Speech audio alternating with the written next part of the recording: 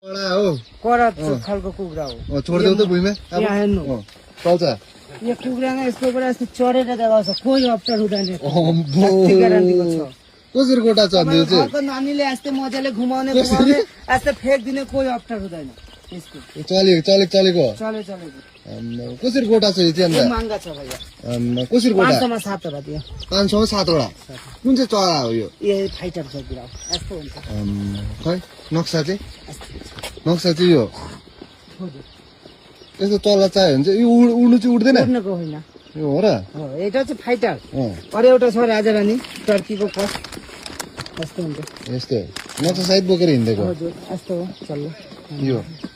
एउटा चाहिँ राजारानी हेर्नु न राजारानी हजुर। यो सबै